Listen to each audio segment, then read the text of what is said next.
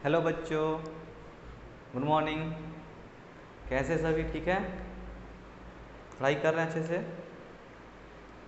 ठीक है, उम्मीद करते हैं पढ़ाई कर रहे होंगे आप अच्छे से। ठीक है, पढ़ाई कीजिए। ऐसे भी हम लोग थोड़ा सा पीछे चल रहा है, सिलेबस थोड़ा स्लो चल रहा है, लेकिन अब मेरी कोशिश यही रहेगी आपके सामने कि इसको थोड़ा जल्दी भगाया जाए। और मैं तभी भगा सकता हूँ सिलेबस को जब आप भागेंगे। ठीक है, तो अब कोशिश कीजिए, मैं भी कोशिश कर रहा हूँ कि एक एक क्लास में थोड़ा अब ज़्यादा हम कवर करने की कोशिश करेंगे। ठीक है ना? और क्लासेस भी मैं अपने सर से लेकर एक्स्ट्रा क्लासेस लिया मैंने, जहाँ हम लोग 3 क्लास होता था सप्ताह में, अब शायद 4 या 5 क्लास कोशिश करूँगा मैं लेने का। ठीक है, क्योंकि हम लोग शायद लैग कर रहे हैं और बाद में प्रॉब्लम हो जाएगी हम लोग को एनी हाउ नवंबर तक सिलेबस कंप्लीट करना होगा, ताकि टाइम मिले रिवीजन के लिए। और मैं तभी थोड़ा स्पीड बढ़ा सकता हूँ जब आप अपना स्पीड बढ़ाओगे। ठीक है, तो आप ही कोशिश करो कि आपका स्पीड मेरे साथ मतलब कि मैच करता रहे। ठीक है ना? तो लास्ट क्लास में हम बता रहे थे आपको गैल्वेनोमीटर के बारे में। ठीक है, चैप्टर जो है ना, moving sorry magnetic effect of electric current के जो चैप्टर है अपना, तो एक थोड़ा सा क्या बोलते हैं इसको, थोड़ा मतलब कि डिफ़िकल्टी लगता है। अगर सब कोई रेगुलर रहा होगा तो शायद उतना डिफ़िकल्टी नहीं फेस कर रहा होगा बंदा। ठीक है, बट जो इरेगुलर रहा होगा क्लास में, एक क्लास छूट गया होगा, फिर नेक्स्ट क्लास आया होगा, फिर अगला 2 क्लास छूट गया होगा, फिर आया होगा, उसको बहुत प्रॉब्लम फेस करने को मिला होगा। ठीक है, तो इसमें मैं देखता हूँ, अगर किसी को कुछ पर्सनली डाउट है ना, मान लो वो किसी टॉपिक में नहीं कवर कर पाया या फिर कुछ भी, तो देखते हैं मैं इस चैप्टर के लिए एक अलग से, ठीक है, लगभग 1.5 घंटे का एक ना सेशन रखूँगा। 1.5 या 2 घंटे का सेशन रखेंगे हम लोग, जिसमें हम लोग एक एक जिसका जिसका जो छूट गया है, फिर कुछ भी डाउट है ना, कोशिश करेंगे उसको कवर करने का। ठीक है ना? तो चलते हैं और फिर से थोड़ा सा ब्रीफ आइडिया दे करके फिर आगे का जो टॉपिक है, आज इस चैप्टर का शायद एंड कर देंगे हम लोग, तो आगे का टॉपिक हम लोग कवर कर लेंगे आज। ठीक है, और तो स्टार्ट करते हैं। आज का जो टॉपिक है गैल्वेनोमीटर ना। देखिए, गैल्वेनोमीटर का जो डायग्राम है और जो जो एलिमेंट्स इसमें यूज होते हैं वो आपके सामने है। ठीक है, आपको मैं कल भी बताया था, यहाँ एक नॉर्थ साउथ 2 पोल होता है, ये परमानेंट मैग्नेट होता है, कॉनकेव टाइप शेप होता है, कॉनकेव टाइप मतलब इस टाइप का, कॉनकेव समझ में आता है ना? ठीक है, तो ये कॉनकेव टाइप शेप है। उसके बाद क्या बताया था मैंने, इसमें एक सिलेंड्रिकल ड्रम है ना, सिलेंड्रिकल ड्रम।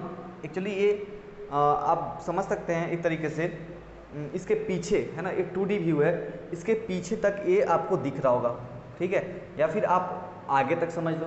ठीक है, पीछे या फिर आगे, इसको अगर खींच दें, इस चीज़ को खींच दें, लंबा कर दें, तो आपको कुछ ऐसा व्यू दिखने को मिलेगा, एग्जैक्टली जो देखा जाएगा। ठीक है ना? तो ये 2D व्यू है, थोड़ा सा इमेजिन करना पड़ेगा इसमें कि हाँ ठीक है, मान लेते हैं सर आपका बात कि ये कहीं पीछे तक ऐसा होगा। ठीक है, और ये जो लाइन दिख रहा है ना, ऐसे जो क्रॉस क्रॉस क्रॉस जो लाइन दिख रहा है, एक्चुअली क्या है ना, कॉइल है, जो कि चारों साइड से ऐसे ऐसे घुमाया गया है उस ड्रम के ऊपर, उसको बोलते हैं उंडिंग बोलते हैं। ठीक है, कॉइल का उंडिंग किया गया है। समझ रहे बात? यहाँ मिट गया थोड़ा सा। ठीक है ना, ये हम लोग कॉइल का उंडिंग करते हैं चारों साइड से। उसके बाद इसमें इसी ड्रम, ये जो ड्रम दिख रहा है आपको, ये सिलिंड्रिकल जो ड्रम दिख रहा है, एक्चुअली ये सॉफ्ट आयरन कोर का बना होता है। ठीक है, जिससे सॉफ्ट आयरन कोर इसलिए हम लोग यूज करते हैं क्योंकि वो मैग्नेटिक फील्ड को अपने जितने इधर उधर जाती है मैग्नेटिक फील्ड, उसको पास लेगा खींच के। ठीक है, समझ में आ रहा है? जो मैग्नेटिक फील्ड यहाँ से निकल रही हैं, कुछ कुछ अगर साइड में भाग जाती है ना, तो उसको सॉफ्ट आयरन कोर उसको अपने आप खींच लाता है, उसका प्रॉपर्टी है सॉफ्ट आयरन कोर का। ठीक है, तो इसलिए सॉफ्ट आयरन कोर का हम लोग मटेरियल यूज करते हैं इसके सिलिंड्रिकल ड्रम में। ठीक है ना? उसके ऊपर फिर ये कॉइल उंडिंग है, उसके साथ में इसके ड्रम के पीछे, ठीक है, या फिर ड्रम से लग करके एक हमारा स्प्रिंग लगा होता है। ठीक है, इस शेप में, ठीक है ना, हेलिकल शेप इस टाइप का, वेरिएबल रेजिस्टेंस रेडियस के इसका होता है, इस शेप का एक स्प्रिंग लगा होता है। ठीक है, जैसे मैंने बताया था आपको, एक खिलौने में होता है जो स्प्रिंग आप देखोगे, इसी शेप में होता है। समझ रहे हैं बात? तो ये हो गया। और क्या लगा होता है? और होता है, अच्छा, ये कॉनकेव शेप है चूँकि, तो हमारे पास जो मैग्नेटिक फील्ड निकलती है ना, यहाँ से निकलेंगे इधर पहुँचेंगे, यहाँ से निकलेंगे यहाँ पहुँचेंगे, यहाँ से निकलेंगे यहाँ से निकलेंगे इधर, तो ऐसे करके हमारा मैग्नेटिक फील्ड होती है। बात समझ रहे हैं? रेडियली होती हैं। उसका क्या फ़ायदा होता है, उसके बेनिफिट क्या है, मैंने बताया था आपको शायद कल ना, ठीक है। फिर भी हम देखते हैं, आज फिर से उसको डिस्कशन कर लेंगे, फिर आगे बढ़ेंगे। ये स्प्रिंग लग गया हमारे पास, उस स्प्रिंग से एक अटैच होकर के एक पॉइंटर लगा होता है जो कि स्केल के ऊपर जाकर पॉइंट करता है, ठीक है। और यहाँ पे हम लोग कुछ मार्किंग करते हैं करंट के लिए, यहाँ पे मार्किंग रहता है मिली एम्पियर या फिर कुछ माइक्रो एम्पियर में, समझ रहे हैं। उसके बाद अब चलते हैं फंक्शन की ओर, कैसे वर्क करता है। अच्छा, ये कुछ यहाँ लिखा है मैंने, galvanometer works on a principle. किस प्रिंसिपल पर काम करता है, ये काम करता है, अगर इसका पिछला अगर आपको याद हो टॉपिक क्या था, कि अगर कोई कॉइल, ठीक है, क्लोज्ड लूप, ठीक है ना, क्लोज्ड लूप में करंट फ्लो करे और वो मैग्नेटिक फील्ड के अंदर रखा गया हो, तो क्या होता है, उस पर एक टॉर्क जनरेट होता है, ठीक है। समझाया था, ये बात आपको समझ में आ गई थी। टॉर्क जनरेट होता है, ठीक उसी प्रिंसिपल पे भी काम करता है। इसमें भी हम लोग क्या किए हैं, ये जो आपको दिख रहा है ऐसे ऐसे, ये वाउंडिंग जो किया हुआ है, एक क्लोज्ड कॉइल का एक शेप पकड़ लेता है, ठीक है, एक क्लोज्ड कॉइल का शेप ले लेता है, जो कि अब इसको मैग्नेटिक फील्ड में रखेंगे तो इसका टॉर्क लगेगा तो ये रोटेट करेगा, ठीक है। तो उसी प्रिंसिपल पे काम करता है। तो हम लोग बोल सकते हैं galvanometer works on the principle of measuring the torque exerted by magnetic field on a current carrying loop, current carrying coil या करंट कैरिंग लूप, ठीक है। मतलब क्या बोल रहा है कि गैल्वेनोमीटर जो हमारा किस पे वर्क करता है, ये होता है measuring the torque, torque measure करते हैं exerted by the magnetic field, जो मैग्नेटिक फील्ड में अगर करंट कैरिंग हम लोग कॉइल रखते हैं तो एक टॉर्क जनरेट होता है, उसी टॉर्क की वजह से ये रोटेट करता है और वही हम लोग को क्या देता है, ये रीडिंग देता है। इसमें क्या बोलते हैं, इस स्केल पे जो भी मार्किंग होगा उसको ये पॉइंटर घुमा करके उतना रीडिंग देता है, ठीक है। तो इसी प्रिंसिपल काम करता है। और क्या लिखे हैं, the reading is displayed bye means of deflection of pointer over the scale, वही बात को बोला है, ठीक है, कि वो जो घूम जाएगा ये, तो ये पॉइंटर जहाँ पे स्केल पे जहाँ पे जाके रुक जाएगा वो अपना रीडिंग हो गया करंट का, ठीक है, समझ गए। तो ये ओवरऑल आइडिया आपका इसके जो ही यूज हुआ है, ठीक है, गैल्वेनोमीटर में, उसके बारे में हो गया। अब ये थोड़ा सा इसका देखते हैं मैथमेटिकल पार्ट इसका, कि कैसे कैसे वर्क करता है और क्या कहाँ पे कितना टॉर्क लगता है, उसको डिस्कशन करते हैं आप, ठीक है। तो चलते हैं, आपको मैं बताया था कल भी और आज फिर से बता रहा हूँ। देखिए, आपको पता है कि जब एक कॉइल, एक नॉर्थ पोल है एक साउथ पोल है, उसके बीच में मान लीजिए एक कॉइल रखा गया है, कुछ इस तरीके से कॉइल रखा गया है, तो आपको पता है एक अगर कॉइल में करंट फ्लो कर रहा होगा, सपोज आई अमाउंट का करंट फ्लो कर रहा है, ठीक है, आई अमाउंट का करंट फ्लो कर रहा है, A B C and D एक कॉइल है, तो क्या होता है, इस पर एक ऊपर एक, इस पर एक फोर्स नीचे, ठीक है, और इधर में तो दोनों साइड अपोजिट लगता है, ये दोनों कैंसिल कर लेते हैं फोर्स, और ये दो जो फोर्स है वो कपल जनरेट करता है, ठीक है, कपल फोर्स होता है, और जिसकी वजह से क्या होता है, एक कॉइल रोटेट कर जाता है, ठीक है। तो ये तो एक कॉइल की बात हो गई। ऐसे ही इसके ऊपर और भी कॉइलिंग मैं कर दूँ, ठीक है, इसके साथ एक और कॉइल ऊपर, उसके ऊपर एक और कॉइल, ऐसे करके एन टर्न्स बनाते हैं, ठीक है। तो क्या उस हर एक कॉइल की वजह से एक और एक टॉर्क मिलता जाएगा, उस पर एक और फोर्स मिलेगा, उसका जो हमारा टॉर्क होगा वो बढ़ता जाएगा, ठीक है। तो यहाँ इसका फॉर्मूला हम लोग क्या निकल के आया था, टॉर्क का फॉर्मूला निकल के आया था, एन नंबर ऑफ टर्न्स के लिए आया था, N I A B sine theta, ठीक है। ये स्केलर फॉर्म में था, इसका वेक्टर फॉर्म हो जाता है, हम लोग आई इंटू ए को क्या बोलते हैं, आई इंटू ए को बोलते हैं मैग्नेटिक मोमेंट, ठीक है, इसको भी मैंने बता रखा है आप लोग को, ये हो गया बी साइन थीटा। अब इसको क्या कर सकते हैं, इसको ये भी स्केलर फॉर्म हो गया, अगर वेक्टर में लिखूँ तो क्या हो जाएगा, एन तो अपना कांस्टेंट हो बाहर आएगा, ठीक है, एम बी साइन थीटा कितना लिखा जाएगा, M vector cross B vector, ठीक है। ये हो गया आपका वेक्टर फॉर्म टॉर्क का, अगर एन नंबर ऑफ टर्न्स आपके सामने रखा गया हो तो। ठीक इसी तरीके से जैसे यहाँ पे अप्लाई किए हम लोग, यहाँ पे भी सेम चीज़ अप्लाई करेंगे। हमारे पास भी देखिए ये सब जो कॉइल दिख रहा है, N number of turns coil, इसके ऊपर वाउंडिंग किया हुआ है, ठीक है, तो उस पर जो टॉर्क लगेगा वो इतना ही के बराबर लगेगा, समझ रहे हैं। थीटा किसके किसके बीच का एंगल होता है, एरिया वेक्टर, ठीक है। मान लीजिए ये मैग्नेटिक फील्ड हो गया, यहाँ से इधर कुछ ऐसा मैग्नेटिक फील्ड है, तो ये इसका एरिया वेक्टर ऐसे है, तो ये एरिया वेक्टर और इसके बीच का एंगल हो गया थीटा, ठीक है, ये बी है, मैग्नेटिक फील्ड इधर है, एरिया वेक्टर उधर है, तो बी और ए के बीच में एंगल अपना क्या हो गया, थीटा हो गया, समझ के बात, ठीक है। तो यहाँ पे अब आते हैं, यहाँ पे भी सेम चीज़ यहाँ भी हो रहा है, यहाँ भी हमारे पास बस एक्स्ट्रा में क्या कर रहे हैं, इसको एक ड्रम पे हम लोग वुंडिंग कर दिए हैं, ठीक है। बट ये भी तो मैग्नेटिक फील्ड में दिख रहा है आपको, इसका भी तो कुछ एरिया वेक्टर होगा, ठीक है। इसका भी तो ये जो कॉइल दिख रहा है पीछे तक जो होगा, ये जो आपका कॉइल पीछे तक होगा, इसका भी एक एरिया वेक्टर बनेगा ऊपर की ओर, ऊपर चाहे नीचे दोनों साइड होता है, डिपेंड करता है हमारा करंट कैसे फ्लो कर रहा है उस पर, उस हिसाब से हम लोग डिसाइड करेंगे, क्योंकि हम जानते हैं एम वेक्टर होता है आई इंटू ए वेक्टर, ठीक है। तो अब हमारा आपको याद होगा एक और चीज़ बताया था, कॉइल, ठीक है, ऐसा एक रिंग लूप होगा, सॉरी लूप होगा, और करंट सपोज ऐसे फ्लो कर रहा होगा, तो इसमें नॉर्थ और साउथ डिसाइड करेंगे क्या हो जाएगा।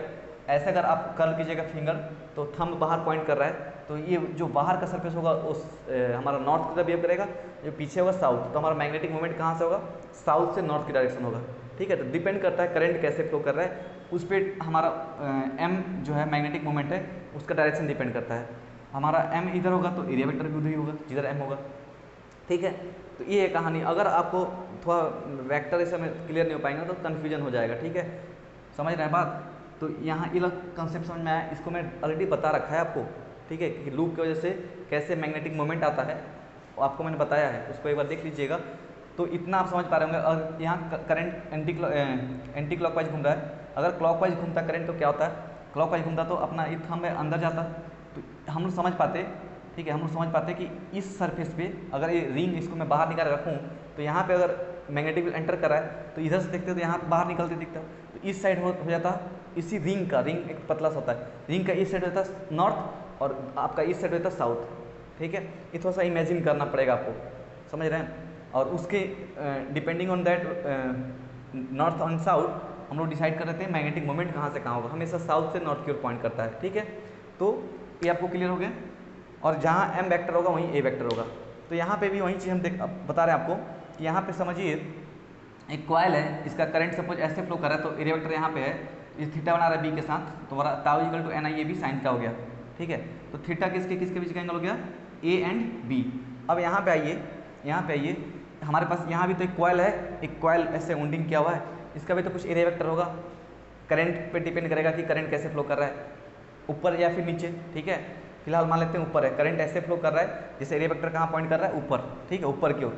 तो उस समय, ठीक है, उस समय मान लीजिए हमारे पास रेडियल मैग्नेटिक फील्ड है, तो रेडियल मैग्नेटिक फील्ड का फ़ायदा क्या होता है कि अगर ये हमारा सपोज ऐसे डायरेक्शन में ये इस कॉइल, ये जो सभी कॉइल का एरिया वेक्टर कहाँ होगा, अभी इस डायरेक्शन में होगा, सभी इधर पॉइंट करेंगे, ठीक है, समझ रहे हैं बात। और ये देखिए ये मैग्नेटिक फील्ड, ठीक है, ये मैग्नेटिक फील्ड इसके साथ कितना एंगल बनाएगा, 90 डिग्री बनाएगा, ठीक है। और भी ऐसे होते हैं, एक्चुअली मैं यहाँ पे दिखा नहीं पा रहा हूँ, क्या 1 2 3 4 5 सिर्फ 5 ही मैग्नेटिक फील्ड निकलेंगे क्या, 5 लाइन्स निकलेंगे क्या, बहुत सारे होंगे, हम नहीं दिखाएं अलग बात है, समझ रहे हैं बात ना। इतना आप समझ लीजिए कि जितने ये जो जिस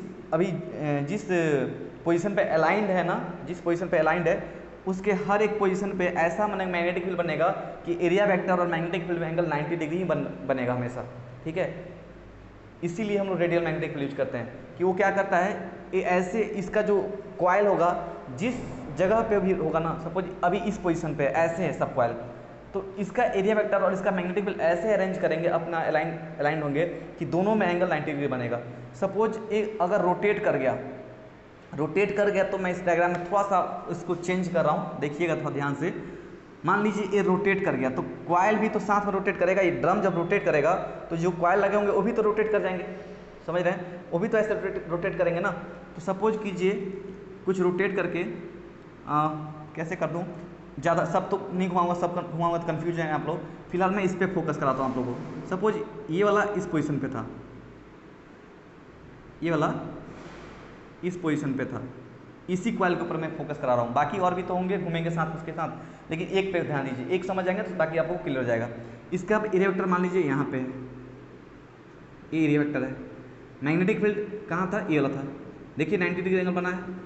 अगर मैं बोलूँ ये ऐसे घुमा दीजिए इसको, ये जो ड्रम है इसको घुमा दीजिए ऐसे, तो ड्रम जब घुमाएंगे तो मान लीजिए ये जो पोजीशन था ये वाला यहाँ चला जाएगा और ये वाला यहाँ चला जाएगा, तो कुछ ऐसा हो गया,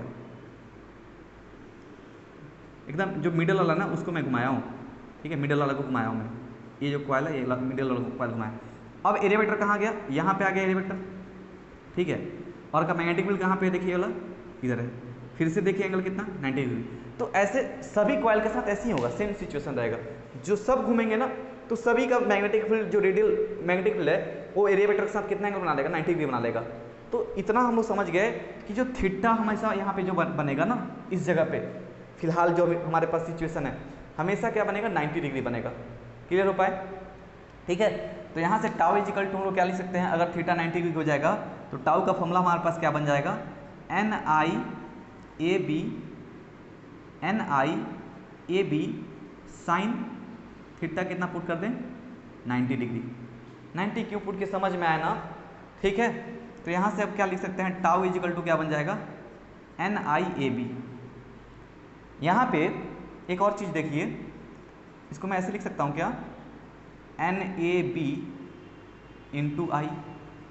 अब इसको मैं दोनों को अलग इसलिए किया क्योंकि आप समझ पा रहे हैं, अगर एक बार हम लोग जो इसका फिजिकल जो भी हमारा कॉइलिंग, उसको जो नंबर ऑफ टर्न्स घुमाना, या फिर वो जो ड्रम है, या फिर आप बात कर लीजिए कि इसका मैग्नेटिक फील्ड का बात कर लीजिए, ठीक है, और उसके एरिया वेक्टर का बात कर लीजिए, ये सब अगर आप जब बना रहे हैं गैल्वेनोमीटर, तो जब भी डिजाइन करेंगे तो ये सब तो फिक्स हो जाएगा ना, एक आप डब्बे में फिक्स पैक करके उसको टाइट कर देंगे। अब एक्सपेरिमेंट के बीच में इसको तो चेंज नहीं करेंगे ना हम लोग चेंज क्या कर सकते हैं, करेंट के वैल्यू को, समझ रहे हैं बात। अपन लोग क्या करेंगे, करेंट को वेरी करा सकते हैं, क्योंकि उसका 2 कॉइल निकला होगा और उसको जहाँ भी हम लोग जिस जगह पे हम लोग करंट मेजर करना होगा, जिस सर्किट का, वहाँ लगा देंगे, तो वहाँ से हम लोग को एक टॉर्क जनरेट मिलेगा, टॉर्क जनरेटर पे दिखेगा। इतना समझ पा रहे हैं क्या कि जो आई है अगर बढ़ेगा या फिर कमेगा, उसके हिसाब से टाउ बढ़ेगा या घटेगा, ठीक है। और ये सब तो हमेशा कांस्टेंट रह जाएगा। अलग बात है दूसरा एक गैल्वेनोमीटर बनाएं जिसमें आप चाहें तो एरिया, अगर आपको टॉर्क बढ़ाना है, ठीक है, टॉर्क बढ़ाना है तो नंबर ऑफ टर्न्स बढ़ा देंगे तो भी टॉर्क बढ़ जाएगा, एरिया बढ़ा देंगे फिर भी टॉर्क बढ़ जाएगा, बी बढ़ा देंगे फिर भी टॉर्क बढ़ जाएगा। लेकिन पार्टिकुलर एक गैल्वेनोमीटर जब डिजाइन कर रहे हैं तो उसके लिए तो फिक्स हो जाएगा ना, ठीक है। आप दूसरा एक गैल्वेनोमीटर बनाइए जिसमें आप नंबर ऑफ टर्न्स बढ़ा दिए, तो हो सकता है उस जो पहले वाले से उसमें टॉर्क क्या होगा, ज़्यादा लगेगा क्योंकि नंबर ऑफ टर्न्स बढ़ा दिया आपने, या फिर एरिया, इस तीनों में से किसी को बढ़ा लीजिए, आपका टॉर्क बढ़ जाएगा। क्लियर है बात। तो ये जो हमारे सामने एक्सप्रेशन दिखा वो किस वजह से दिख रहा है, ये दिख रहा है आपको इस कॉइल में करंट जो फ्लो हो रहा है और ये कॉइल मैग्नेटिक फील्ड में रखा गया है, उस वजह से जो टॉर्क आता है उसके लिए यहाँ पे आपका फॉर्मूला दिख रहा है NIAB, ठीक है, समझ गए बात। अब आते हैं, बात करते हैं अब क्या होगा जब ये ड्रम घूमेगा, ठीक है, ये रोटेट करेगा, तो रोटेशन के बाद क्या होगा, रोटेशन के बाद यही होगा कि पीछे में लगा है इसके एक स्प्रिंग, ठीक है, इस शेप में एक स्प्रिंग लगा है, समझ रहे हैं बात। तो जैसे मैं बताया था कि जो बचपन में जो एक खिलौने होते थे उसमें एक की लगा होता था, उसको जब रोटेट कराते तो अंदर में ना इसी शेप में ना एक स्प्रिंग हुआ करता था।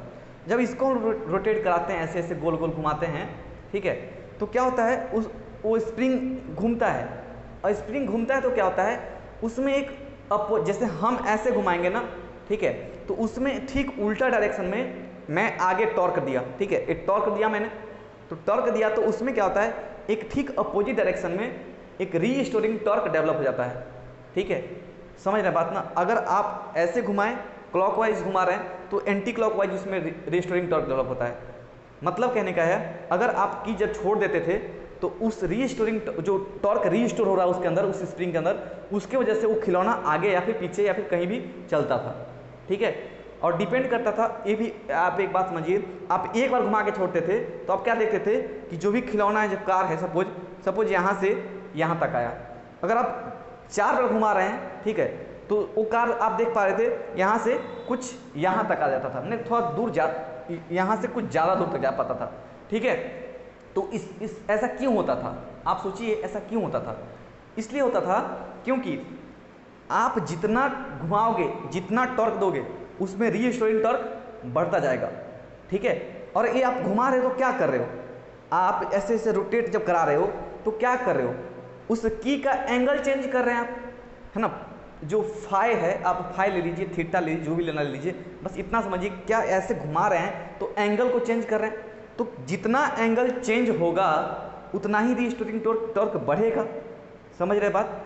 मतलब हम बोल सकते हैं कि जो रीस्टोरिंग टॉर्क है स्प्रिंग में जो डेवलप हो रहा है वो किस पे डिपेंड कर रहा है? आपके फाई पे, आपके एंगल पे, कि आप कितने से घुमा रहे हैं। तो मैं कह सकता हूँ क्या इस बात को, फिलहाल इसको भूलिए, आइए आप स्प्रिंग पे ध्यान दीजिए। तो मैं कह सकता हूँ क्या कि जो स्प्रिंग में टॉर्क डेवलप होगा टाउ एस से, मैं उसको दिखा रहा हूँ, क्या वो डायरेक्टली प्रोपोर्शनल होगा फाई से, फाई पे, सॉरी, समझ रहे बात? जो टाउ एस होगा वो फाई पे डायरेक्टली प्रोपोर्शनल होगा कि नहीं? क्योंकि जितना घुमाएंगे आप, जितना एंगल चेंज करेंगे, उतना रीस्टोरिंग टॉर्क डेवलप होगा। समझ गए बात? तो यहाँ से आप बोल सकते हैं, अब ए प्रोपोर्शनलिटी साइन हटाएंगे तो यहाँ से क्या मिलेगा आपको, टाउ एस बराबर हो जाएगा किसके, के फाई के। अब के यहाँ पे क्या है, एक कांस्टेंट है, इसको बोलते क्या है, स्प्रिंग कांस्टेंट, ठीक है, स्प्रिंग कांस्टेंट। अब आप एक चीज़ समझिए, अब यहाँ से रिलेट करते हैं, टॉय का कहानी छोड़ते हैं, अब यहाँ पे आते हैं। क्या ये ड्रम घूम रहा है, ठीक है, ड्रम तो मान लीजिए करंट जब फ्लो करेगा और इस मैग्नेटिक फील्ड में रखा गया है तो टॉर्क लगेगा, तो ये ड्रम घूमेगा कितने से, NIAB से, ठीक है, NIAB जो टॉर्क लगेगा उसको घुमा देगा ऐसे। तो घुमाने से क्या है, पीछे में तो ये स्प्रिंग लगा हुआ है, ये जो गोल गोल दिख रहा है, तो स्प्रिंग घूमेगा।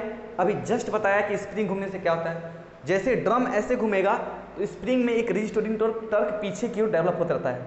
तो स्टार्टिंग में हम लोग एंगल अभी पूरा बिल्कुल एकदम इस पोजीशन पे है, एक कॉइल सब ऐसे अरेंज है, इस तरीके से अलाइंड है, अभी कुछ भी करंट फ्लो नहीं कर रहा है, कोई टॉर्क नहीं है। सपोज करंट दिया मैंने, तो जब करंट मैंने दे दिया तो उसमें स्टार्टिंग में तो अभी स्प्रिंग बिल्कुल भी अपने स्प्रिंग अपना इनिशियल पोजीशन पे है, उसमें कोई फाई चेंज नहीं आया है। लेकिन जैसे हम लोग करंट देते हैं तो ये टॉर्क डेवलप हो जाता है, ये वाला, तो ये ड्रम को घुमाने लगता है ऐसे। तो जैसे ये घूमेगा तो अब स्प्रिंग का फाई चेंज होगा, समझ रहे हैं? तो ये तो कुछ एक करंट जब देते हैं तो एक कांस्टेंट टॉर्क डेवलप करेगा ना। मान लीजिए कितना बोल दीजिए इसमें, सपोज 10 न्यूटन मीटर, सपोज कर लेंगे 10 न्यूटन मीटर का एक टॉर्क डेवलप कर रहा है। तो शुरू में उस स्प्रिंग में तो जीरो है अभी, वो कब तक घूमेगा, जब तक इसमें ये 10 हमारा क्या है, ये 10 न्यूटन मीटर का जो टॉर्क है, 10 न्यूटन मीटर का जो टॉर्क है, ये इसको घुमाएगा, ठीक है। वैसे जैसे जैसे ये घूमेगा ये फाई चेंज होगा, अब फाई जैसे जैसे चेंज होगा ये टाउ एस बढ़ता जाएगा उल्टा डायरेक्शन में। तो धीरे धीरे ये 10 तो बढ़ता रहेगा, उसमें भी 0 1 2 3 4 5 6 ऐसे उल्टा डायरेक्शन में एक बढ़ता रहेगा।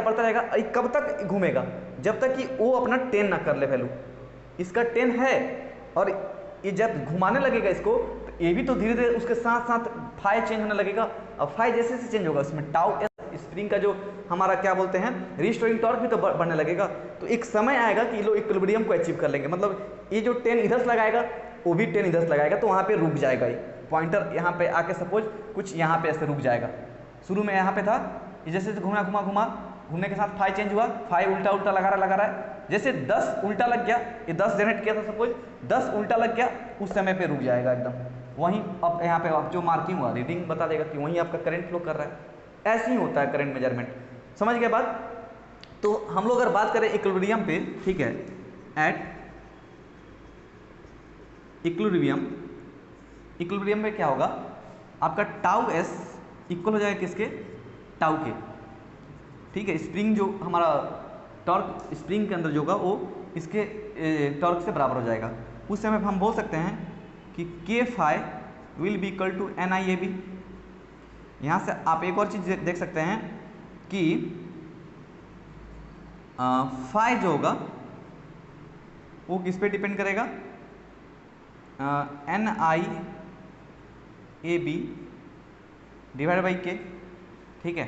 यहाँ पे ये सब तो एक बार अगर आप एक गैल्वेनोमीटर लिए हैं आपने, अगर एक आपने फिक्स गैल्वेनोमीटर लिया है तो उसके लिए तो ये सब कांस्टेंट रहेगा NABK, ठीक है। यहाँ से लिख सकते हैं एक नया, इस सबको एक नया कांस्टेंट बना दीजिए, NABK को नया कांस्टेंट मानता हूँ G, तो ये हो जाएगा GI, phi is equal to GI। यहाँ से बोल सकते हैं phi is directly proportional to I, मतलब जैसे जैसे आपका I बढ़ेगा वैसे वैसे फाई भी बढ़ेगा, ठीक है। और फाई जब बढ़ेगा तो इसको घुमाते जाएगा, और वहीं रीडिंग दे देगा आपको। ये पॉइंटर ऐसे घूमेगा तो जितना एंगल घुमा जहाँ पे फिक्स हो गया जाकर वहाँ पे उसका रीडिंग आप ले सकते हैं। ऐसे ही वर्क करता है गैल्वेनोमीटर। समझ गए बात? ठीक है, तो यही कहानी है गैल्वेनोमीटर का। बाकी रही बात नोट्स की, तो मैं आपको आपके ग्रुप में सेंड कर दूंगा नोट्स, ठीक है, उसका टेंशन मत लीजिए। ठीक है, आगे बढ़े, इसको मिटाते हैं और हम आगे बढ़ते हैं। ठीक है, आगे का टॉपिक होगा हमारा करंट सेंसिटिविटी ऑफ गैल्वेनोमीटर। इसको मिटा रहा हूँ, करंट सेंसिटिविटी, इसको मिटा देते हैं हम। सबको दिखा था ना नीचे तक? हाँ, क्लियर दिख रहा होगा। ठीक है, करंट सेंसिटिविटी ऑफ गैल्वेनोमीटर देखेंगे अभी।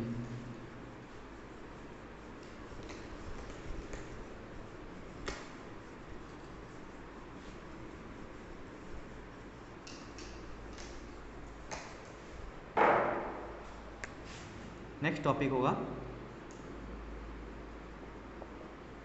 करंट सेंसिटिविटी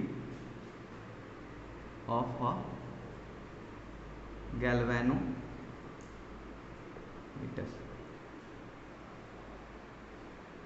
क्या हो गया ये?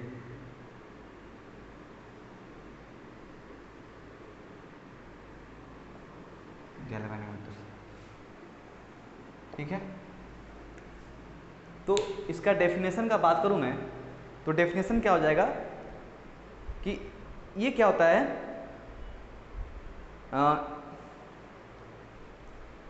अगर डेफिनेशन बात करूं तो होगा it is defined as deflection produced in galvanometer when unit current flows through it. कहता क्या है, करंट सेंसिटिविटी को हम लोग IS से रिप्रेजेंट करते हैं, और मैथमेटिकली बात करूं इसको, तो क्या हो जाएगा मैथमेटिकली, IS जो करंट सेंसिटिविटी होता है वो होता है डिफ्लेक्शन प्रोड्यूस्ड, जो डिफ्लेक्शन हो रहा था अपने पिछले केस में, फाई पर यूनिट करंट अप्लाई। आपने कितना करंट दिया, आपके कितना करंट देने से क्या डिफ्लेक्शन हुआ, वो होता है करंट सेंसिटिविटी। जैसे मैं एग्जांपल दे रहा हूँ आपको, आपको एग्जांपल दे रहा हूँ। सपोज कीजिए आपके पास 2 गैल्वेनोमीटर है, ठीक है, ये G1 है, ये G2 है। G1 में मान लीजिए दोनों में आपने अप्लाई किया सपोज चलिए 1 मिली एम्पियर करंट आपने दिया दोनों में, G1 में भी दिया और G2 में भी दिया, ठीक है। सपोज इसमें 1 मिली एम्पियर करंट देने से, ठीक है, इसका अगर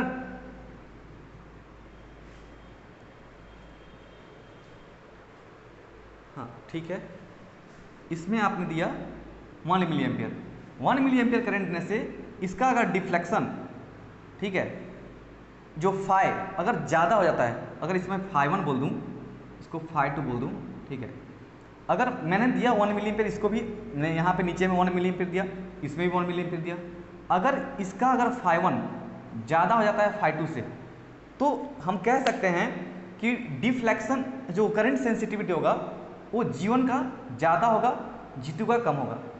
जैसे इसको और अच्छे से मैं बता रहा हूँ आपको, ऐसा भी हो सकता है कि कोई सपोज आप क्या कर रहे हैं, एक गैल्वेनोमीटर डिजाइन किया आपने, ठीक है, आपने उसमें क्या किया,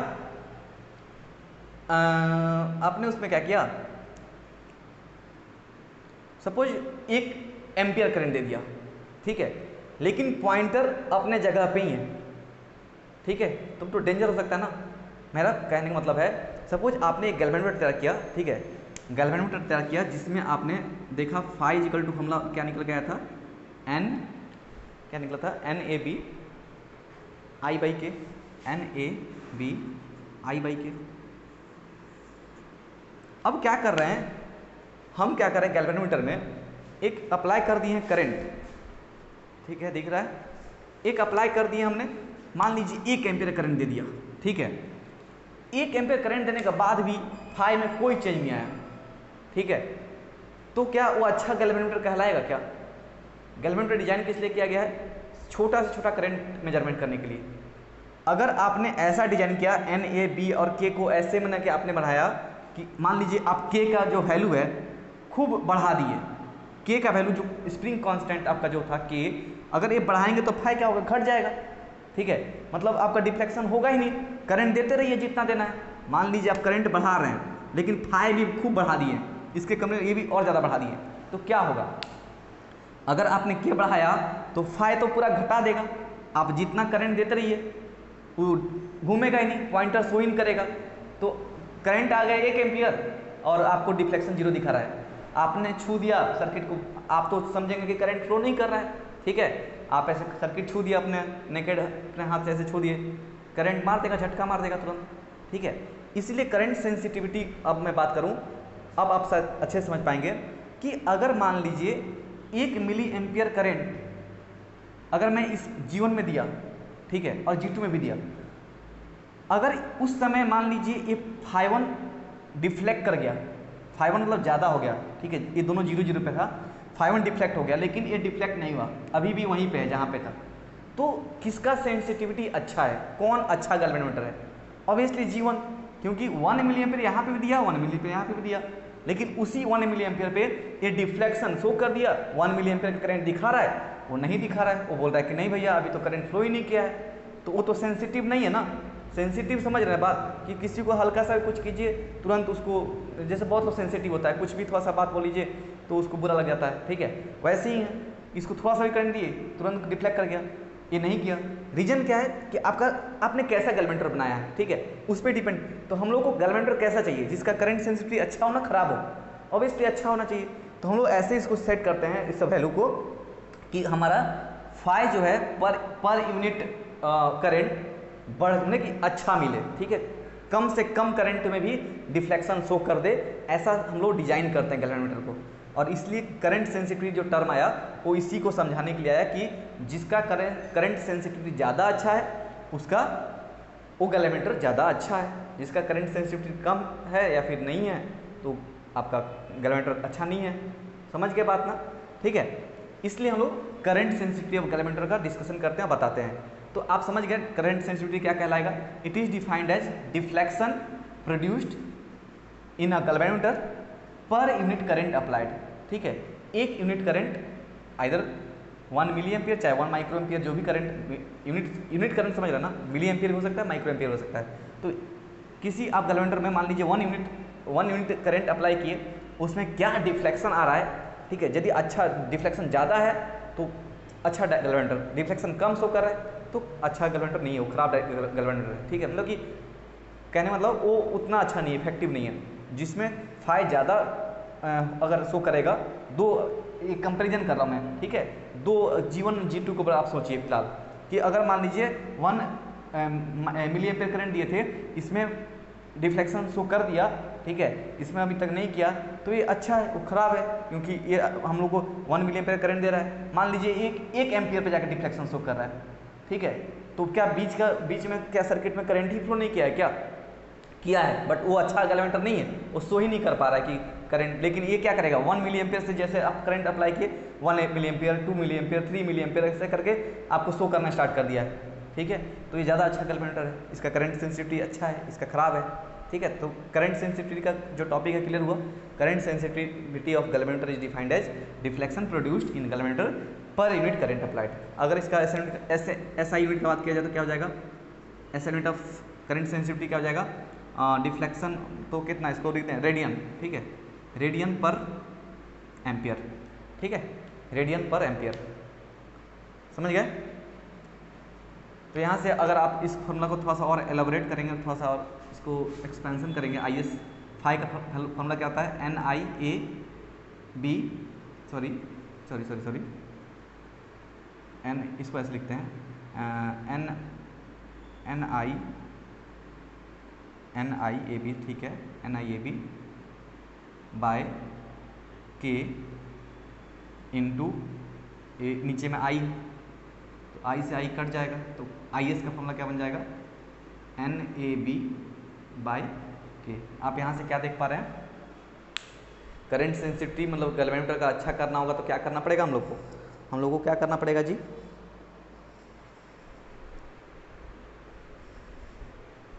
अगर आप नंबर ऑफ टर्न्स बढ़ा दें उस कॉइल का, वुंडिंग जो कर रहे हैं, तभी करंट सेंसिटिविटी आपको अच्छा मिलेगा, ठीक है। या फिर एरिया बढ़ा दीजिए, उस कॉइल का एरिया बढ़ा दीजिए, ड्रम का साइज बड़ा कर दीजिए, या फिर मैग्नेटिक फील्ड बढ़ा दीजिए, या फिर के वैल्यू को कम कर दीजिए, स्प्रिंग जो कांस्टेंट है उसका कम कीजिए, ठीक है।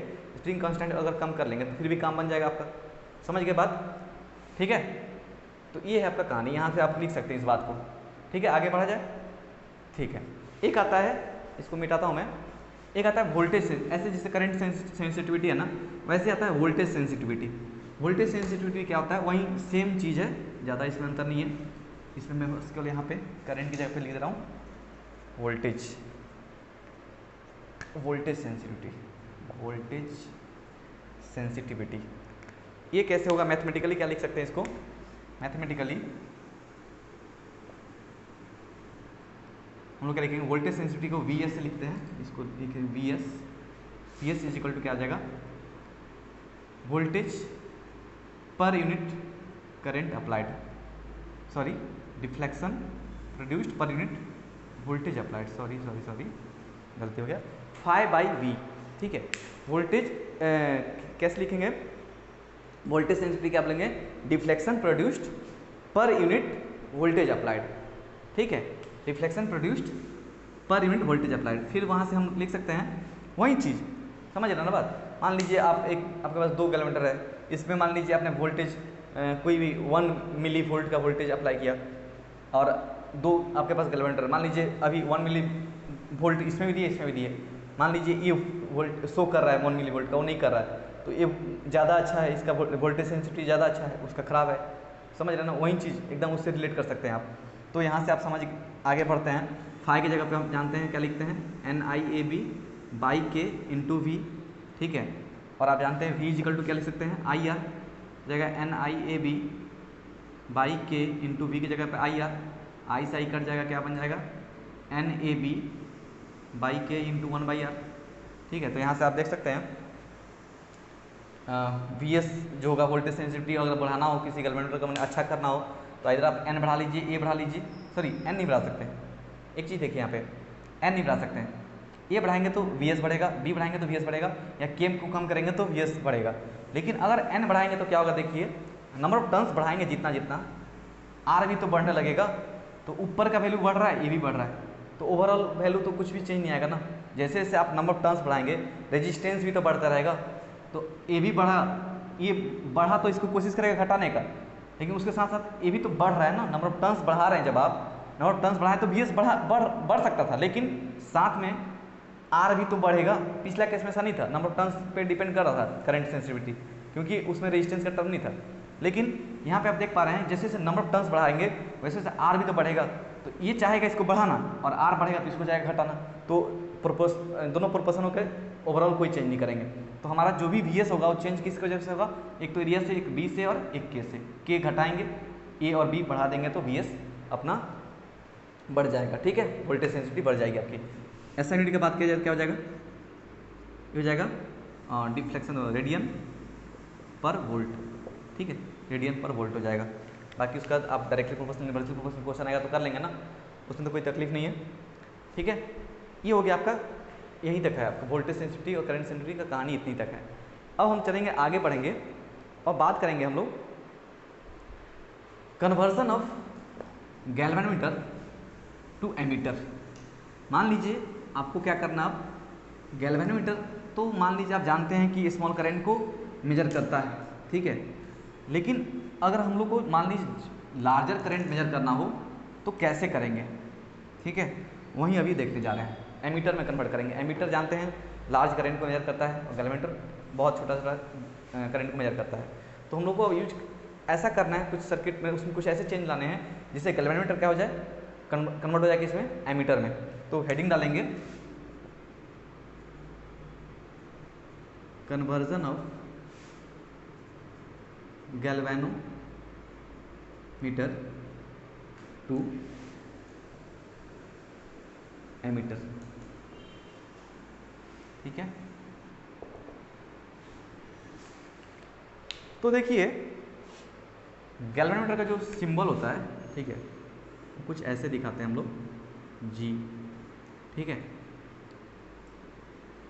ये छोटा छोटा करंट मेजर करता है, ना कि मिली और माइक्रो एम्पियर करंट होता है, उसको मेजर करता है। अगर उससे ज़्यादा करंट देंगे ना तो एक तो मेजर नहीं करेगा, साथ में चांस है कि गैल्वेनोमीटर ही जल जाए और सर्किट ही खराब हो जाए। समझ रहे हैं क्यों ऐसा हो रहा है, क्यों ऐसा होता है? ठीक है, आप देखिए, आप जानते हैं कि यहाँ पे जो स्केलिंग किया जाता है, ये जो स्केलिंग होता है यहाँ पे, ठीक है, उसमें 0 से स्टार्ट होता है और कुछ फ्यू क्या बोल सकते हैं, फ्यू मिली एम्पियर या फिर माइक्रो एम्पियर तक ही मेजरमेंट का दिखाते हैं हम लोग। ठीक है, अगर फ्यू मैंने सपोज मान लीजिए 50 माइक्रो एम्पियर या फिर 100 माइक्रो एम्पियर, अगर 100 माइक्रो एम्पियर भी करंट आप अगर ये करते हैं, इसमें से पास कराते हैं, तो वहीं तक मेजर करेगा। जहाँ से 100 से ज़्यादा करेंगे तो डिफ्लेक्शन तो फुल कर देगा अपना, 100 माइक्रो एम्पियर यहाँ पे लास्ट होगा। अब 100 माइक्रो एम्पियर से आप ज़्यादा करेंगे, अगर आप करंट को बढ़ा रहे हैं, तो क्या इसमें आपको रीडिंग मिल पाएगा? क्या नहीं मिल पाएगा इस गैल्वेनोमीटर में। ठीक है, तो उस समय क्या करते हैं, उसके लिए हम लोग को कुछ किया जाता है जो अभी मैं बताऊँगा आपको। ठीक है, जिसमें हम लोग इसी चीज़ से, इसी गैल्वेनोमीटर से हम लोग बता सकते हैं कि सर्किट में क्या करंट आया है, उसको देखते समझते हैं। पहले आप इतना समझ गए क्या कि अगर यहाँ पे मैं जानता हूँ स्केल जो इसका है वो आपका फ्यू 0 से लेकर few milli ampere micro ampere तक होता है, स्केलिंग किया जाता है। अगर आप मान लीजिए 2 एम्पियर करंट फ्लो करा दिए सर्किट में, ठीक है, एक तो चांस है 2 एम्पियर आएगा एकदम तेज़ी से, तो डिफ्लेक्शन उस क्या बोलते हैं टॉर्क ज़्यादा जनरेट होगा तुरंत, और जाके हो सकता है वो ऐसे टकराएगा और यहाँ टकरा के उसका जो नीडल होता है, जो लगा होता है, वहीं टूट जाए। या फिर ये भी चांस हो सकता है और उससे ज़्यादा करंट रहेगा तो अगर क्या बोलते हैं हीट ज़्यादा प्रोड्यूस करेगा तो हो सकता है हीट से वो जल जाए, बर्न कर जाए, सर्किट आपका ख़त्म हो जाए। ठीक है, ये भी चांस है। तो इतना समझ में आ गया कि अगर डायरेक्ट करंट इसमें हम लोग गैल्वेनोमीटर में डालेंगे, एक तो मेजर नहीं करेगा, टूट जाने के चांस होगा नीडल का, नहीं तो जल जाएगा। ठीक है, तो ऐसा क्या करें जिससे कि हमारा ये जो प्रॉब्लम है उसको हम लोग करेक्ट कर पाएँ। तो चलिए देखते हैं। अच्छा, एक चीज़ यहाँ पे, ये जो IG होता है ना, ये होता है मैक्सिमम करंट जो एक गैल्वेनोमीटर मेजर कर सकता है। इसको बोलते हैं फुल डिफ्लेक्शन करंट, IG को फुल डिफ्लेक्शन करंट। मतलब इससे IG से ज़्यादा ये मेजर नहीं कर पाएगा। मतलब IG होता है इसका एकदम ऑप्टिमम, मतलब उससे ज़्यादा और नहीं मेजर करेगा, एकदम सबसे मैक्सिमम वैल्यू IG तक ही ये मेजर कर पाएगा। अब अलग अलग गैल्वेनोमीटर का अलग अलग डिजाइन किया जाता है। ठीक है, समझ रहे हैं बात। लेकिन कोई भी ऐसा नहीं होता जिसमें 5 एम्पियर और 10 एम्पियर का भी मेजरमेंट करूँ गैल्वेनोमीटर, ऐसा कुछ गैल्वेनोमीटर नहीं डिजाइन किया था। बट उसमें भी कुछ कुछ वेरी करता है, कोई मिली एम्पियर में होता है, कोई माइक्रो एम्पियर में होता है। बट इतना समझिए कि IG जो लिखते हैं ना, हम लोग लिखते हैं फुल डिफ्लेक्शन करंट। मतलब वो जब अपना पूरा जो पॉइंटर है पूरा फुल डिफ्लेक्ट कर गया हो, उस समय जो मेजरमेंट आता है उसी बोलते हैं IG। ठीक है, समझ रहे बात? ठीक है, यहाँ तक सबको क्लियर हो गया। अब चलते हैं, बात करते हैं कि क्या करें, कैसे कन्वर्ट करें गैल्वेनोमीटर को एमीटर में। मैंने ऐसा क्या करें जिसमें कि हम लोग का सपोज करंट जो आया, ठीक है, सपोज यहाँ से I करंट आया IG से ज़्यादा, है ना, मान लीजिए 4-5 एम्पियर का करंट आ गया है। ठीक है, तो उस समय ऐसा क्या हो, ठीक है, कि जिसमें 5 एम्पियर यहाँ से ना जाए लेकिन हम लोग को 5 एम्पियर करंट पता चल जाए कि हाँ यहाँ 5 एम्पियर आया। तो क्या करते हैं, कुछ खास नहीं किया था, यहाँ से इस पॉइंट से एक वायर को कनेक्ट कर देते हैं यहाँ से। ठीक है, वीडियो कहीं प्रॉब्लम तो नहीं हो रहा है? चलिए, वायर को कनेक्ट करते हैं। एक्चुअली दिखाने के लिए यहाँ पे हम दिखा देते हैं ऐसे एक छोटा सा रेजिस्टेंस, इसको बोल देते हैं एस मतलब होता है संट को कनेक्ट कर देते हैं। एक रेजिस्टेंस होता है, छोटा रेजिस्टेंस एकदम, ठीक है, उसको संट बोला जाता है। जनरली आपको सर्किट में ऐसा एक छोटा सा रेजिस्टेंस दिखाकर एस लिखा होगा, तो सिंपली अगर वायर भी जाकर कनेक्ट हो जाए ना तो आप समझना कि हाँ एक संटिंग किया गया है। ठीक है, मतलब एक यहाँ से बहुत छोटा रेजिस्टेंस यहाँ से लेकर कनेक्ट किया गया है। बात क्लियर है? ठीक है, तो यहाँ से हमने क्या किया, अब क्या होगा, ये मैं मिटाता हूँ इस बीच का। अब आप समझ गए IG क्या है, फुल डिफ्लेक्शन करंट है। अब देखिए क्या होगा, चूंकि छोटा रेजिस्टेंस है, आपको पता है, ठीक है, करंट उसी रास्ते को फॉलो करता है जहाँ रेजिस्टेंस कम होता है। ठीक है, तो सपोज आई करंट आया तो उसमें इसको पता है इधर कम रेजिस्टेंस वाला सर्किट है, तो मैक्सिमम करंट कहाँ से फ्लो कर जाएगा, इस शंट से फ्लो कर जाएगा। और आपको एक बात क्लियर कर दूं, एक और चीज़ देखिए, प्रॉब्लम क्या था, इसको मिटाता हूँ पहले। प्रॉब्लम क्या था, हम लोग जानते हैं कि किसी सर्किट में अगर मेजरमेंट करना होता करंट को, ठीक है, मान लीजिए बैटरी है, इससे एक आर रेजिस्टेंस ऐसे जुड़ा हुआ है और आपको भी वोल्ट यहाँ पे है। अगर मान लीजिए यहाँ पे हम लोग को मेजरमेंट करना है करंट, इसमें कितना करंट फ्लो किया, तो यहाँ पे लाके गैल्वेनोमीटर लगाना पड़ेगा, ठीक है, जी यहाँ लगाना पड़ेगा सीरीज में, ठीक है। हमेशा अगर करंट मेजरमेंट करना होता है ना तो उस डिवाइस को उस सीरीज में लगाया जाता है, तभी हम लोग उसका एग्जैक्ट करंट मिलता है। अगर आप इसको पैरेलल में लगा दें तो दिक्कत हो जाएगा। मान लीजिए मैंने क्या किया, कुछ ऐसे लेके गैल्वेनोमीटर लगा दिया यहाँ पे पैरेलल में, आप समझ रहे हैं सर्किट का डायग्राम। मान लीजिए ये जी हो गया यहाँ पे, तो यहाँ से जो करंट आया मान लीजिए आई, कुछ करंट यहाँ चल जाएगा कुछ यहाँ जाएगा, तो एग्जैक्ट करंट कितना फ्लो किया सर्किट में मिल पाएगा क्या, नहीं मिल पाएगा, ठीक है, समझ रहे ना। इसीलिए हम लोग क्या करते हैं, हम लोग को किस में लगाना होता है, सीरीज में कनेक्शन करना पड़ता है, गैल्वेनोमीटर को सीरीज में रखना पड़ेगा, ठीक है। और इस वजह से चांसेस है कि अगर यहाँ से करंट गया मैक्सिमम तो इसको इधर तोड़ देगा पॉइंटर, नहीं तो जला देगा। इसलिए क्या करते हैं, उस चीज़ को हम लोग करेक्शन करने के लिए यहाँ से एक पास कर देते हैं, एक छोटा सा एकदम छोटा सा रेजिस्टेंस, मैंने यहाँ पे लिख सकते हैं शंट रेजिस्टेंस। सिंपली से वायर भी लाकर कनेक्ट कर दूँ, समझ आना आप लोग कि हाँ वो शंट है, ठीक है, एस शंट रेजिस्टेंस बोलते हैं इसको। और जी हम लोग मान के रखें कि जी गैल्वेनोमीटर का रेजिस्टेंस है, ठीक है, जी है गैल्वेनोमीटर का रेजिस्टेंस। तो उसमें क्या होता है, अब आई यहाँ से आया, अब कुछ आई यहाँ चल जाएगा कुछ यहाँ चल जाएगा, तो आप बोलोगे सर आप तो बोले थे कि हाँ उसमें फिर दिक्कत जाएगा, ये तो फिर कम से कम करंट को ही बताएगा, मतलब कि जो मैक्सिमम करंट यहाँ चल जाएगा और कुछ करंट यहाँ आएगा, ठीक है। लेकिन इतना समझना, यहाँ पे इस चीज़ को मैं फिर से यहाँ ड्रॉ कर लेता हूँ,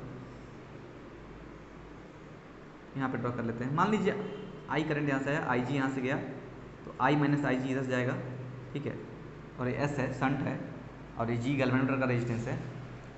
आप देखो क्या होगा, जो मैक्सिमम करंट यहाँ से आया, जो करंट आया मैक्सिमम करंट यहाँ से चल जाएगा और कुछ छोटा सा करंट यहाँ से जाएगा, ठीक है, क्योंकि इधर कम रेजिस्टेंस है और रेजिस्टेंस जिधर कम होता है उधर करंट ज़्यादा फ्लो करता है सर्किट में, ठीक है, उस रास्ते को ज़्यादा करंट उस रास्ते में ज़्यादा चाहता है फ्लो करना, ठीक है। तो हम लोग मैक्सिमम करंट यहाँ से लाया और कुछ करंट यहाँ से गया, तो क्या कर लेते हैं हम लोग कंपेयर कर लेते हैं। मान लीजिए यहाँ से सपोज कीजिए क्या ले लें 1 एम्पियर, सपोज मान लीजिए 1 एम्पियर करंट आया, तो 1 एम्पियर का मान लीजिए यहाँ से चला गया मैक्सिमम करंट 990। 1 एम्पियर में कितना मिली एम्पियर होगा, 1 एम्पियर कितना माइक्रो, 10⁻⁻6 माइक्रो एम्पियर ना। 1 एम्पियर इक्वल टू 10⁻3 सॉरी क्या लिख रहे हैं, 1 micro ampere equal to 10⁻6 ampere, 1 milli ampere equal to 10⁻3 ampere, तो 1 एम्पियर इक्वल टू कितना जाएगा 10⁻3 मिली एम्पियर, मतलब कि 1000 मिली एम्पियर। 1 एम्पियर मतलब 1000 मिली एम्पियर करंट, ठीक है, 1 एम्पियर मतलब क्या होता है 1000 मिली एम्पियर। तो 1 एम्पियर करंट सपोज हमने किसी तरीके से आया, कहीं से आया सर्किट में, अब क्या हुआ, इसमें से 990 यहाँ चला गया और 10 मिली एम्पियर करंट यहाँ से आया, तो हम लोग क्या करेंगे, अगर आई जी हम लोग का 10 milli ampere maximum full deflection current है, तो हम लोग कंपेयर कर लेंगे, हम लोग जान जाएंगे कि 10 मिली एम्पियर यहाँ से आया है, तो 990 मिली एम्पियर कहाँ से गया है, तो इस शंट के द्वारा चला गया है। तो हम लोग क्या करेंगे, अब दोनों करंट हम लोग पता है कि 10 मिली एम्पियर पे 990 इधर से चल जाता है, तो हम लोग समझ जाएंगे कि जो करंट आया होगा यहाँ से वो कितना आया होगा, 1 एम्पियर आया होगा, ठीक है। अगर मान लीजिए अगर डिफ्लेक्शन यहाँ पे 10 मिली एम्पियर नीचे करके सपोज अब 5 मिली एम्पियर किया, तो हम क्या समझ जाएंगे, 5 जाएगा तो हम समझ जाएंगे कि 4 कितना हो जाएगा था इसका, 10 मिली एम्पियर में कितना था 990 ना, तो 4 कितना हो जाएगा इसका आधा करने से 445 ना, ठीक है। तो 445 करंट कहाँ से जाएगा, यहाँ से लाएगा, सही है ना, 450 900 400 400 800 290 5 एम्पियर 5 मिली एम्पियर ना, तो यहाँ से ये हो जाएगा कितना 500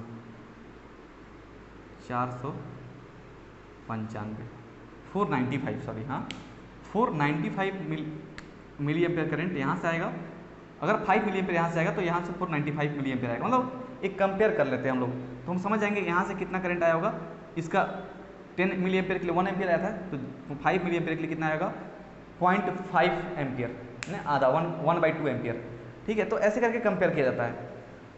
बट आप इतना समझिए कि अब क्या हो रहा है, इसके आ जाने से अब डायरेक्ट करंट यहाँ से नहीं पास कर रहा है, तो हम लोग को ये जो गैल्वेनोमीटर था इसको एज ए एमीटर भी ट्रीट कर सकते हैं, क्योंकि हम अब सर्किट में कहीं भी लगा देंगे सीरीज में, तो कुछ मैक्सिमम करंट क्या होगा शंट से पास कर जाएगा, और कुछ करंट जो मिली एम्पियर चाहे इस माइक्रो एम्पियर में जो भी हमारे पास फुल डिफ्लेक्शन करंट का सर्किट होगा गैल्वेनोमीटर का होगा, उसके हम लोग कंपेयर कर लेंगे, कंपेयर करके बता देंगे कि हाँ इतना करंट आया था। तो अब इसमें हम ज़्यादा से ज़्यादा करंट को मेजर कर सकते हैं। इसीलिए क्या करते हैं हम लोग, एक सर्किट को यहाँ से पास करते हैं, शंटिंग कर देते हैं, इसको शंटिंग रहता है प्रोसेस को, और जो रेजिस्टेंस यूज होता है उसको शंट बोलते हैं।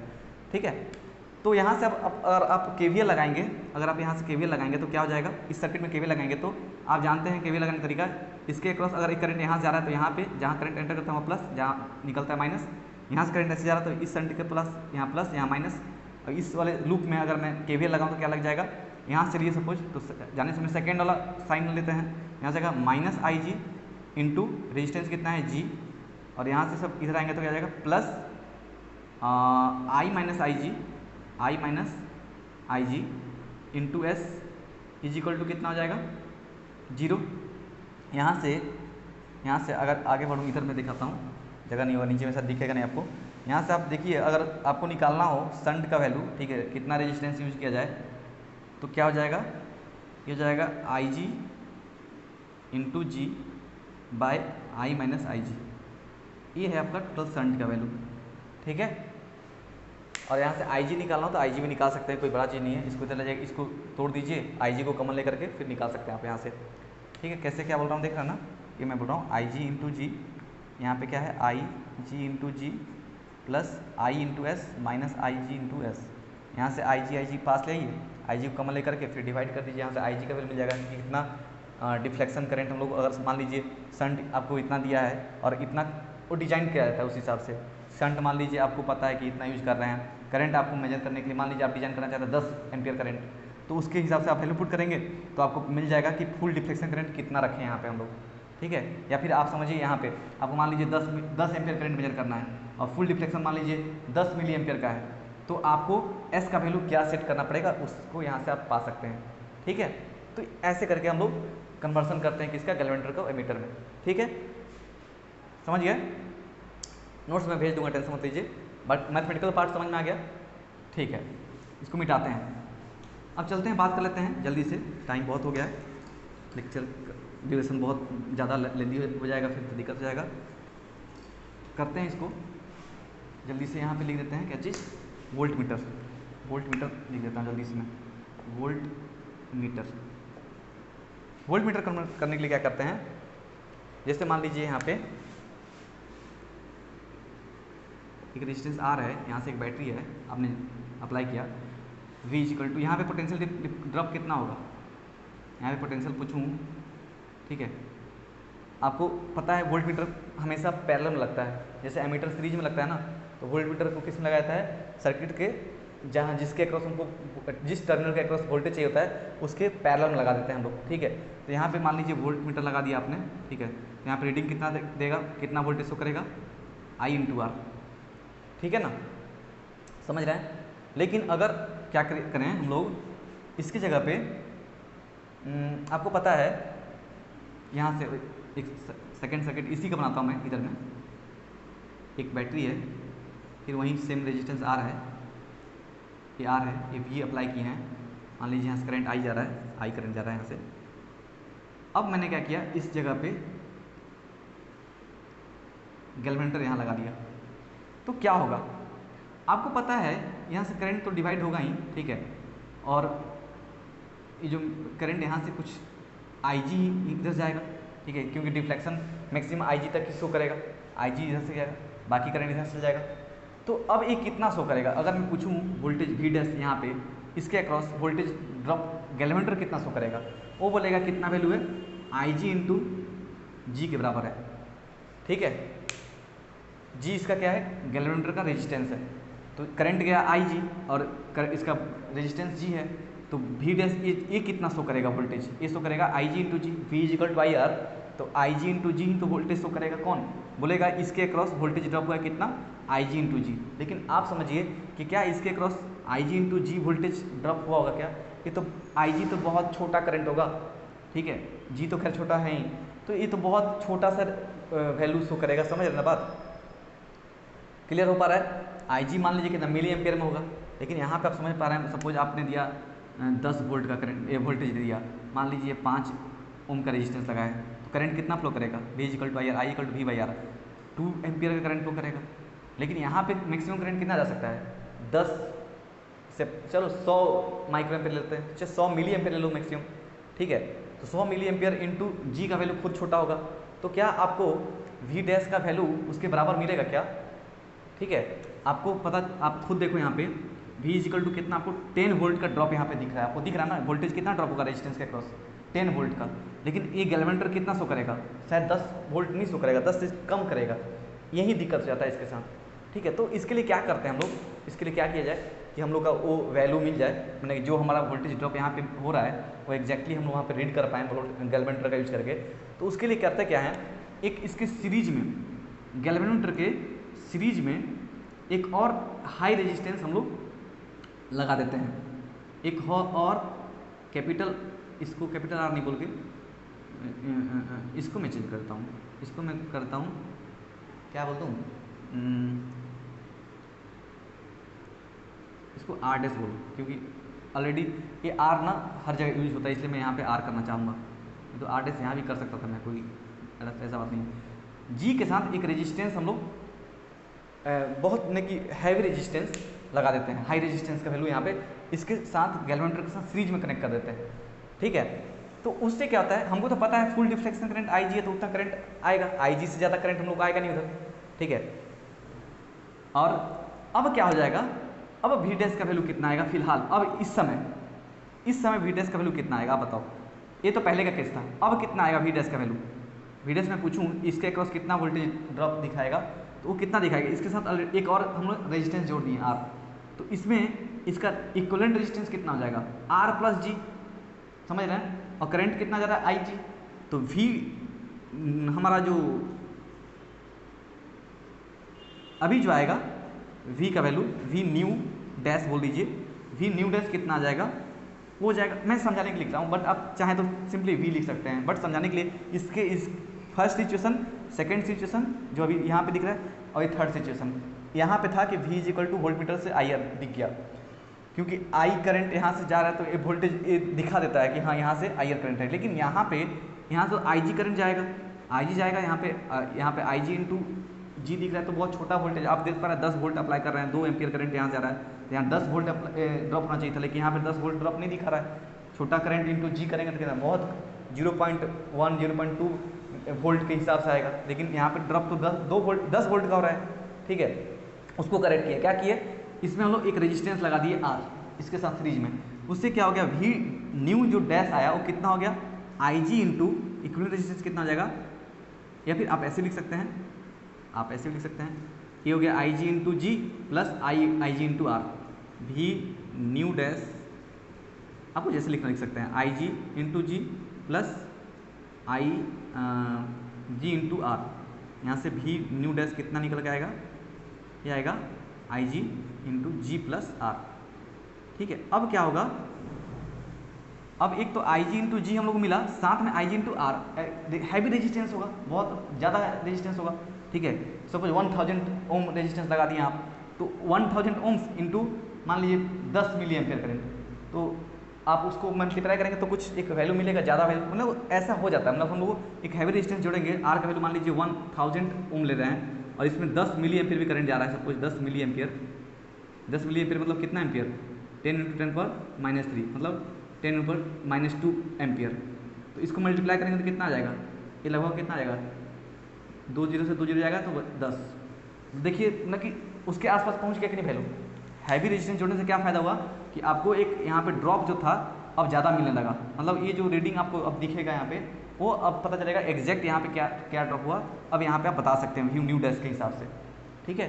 तो ऐसे ही करते हैं हम लोग काम, ये हम लोग को आर पता, जो जोड़े होते हैं वैल्यू उनको पता होता है, जी का भी पता होता है, आई जी जानते हैं फुल डिफ्लेक्शन इतना है, तो यहाँ पे क्या ड्रॉप होगा वो पता चल जाता है। ठीक है, तो ऐसे करके हम लोग करते हैं सब क्या बोलते हैं गैल्वेनोमीटर को वोल्ट मीटर में। ठीक है, तो बस ये चैप्टर खत्म हो गया यहीं पे।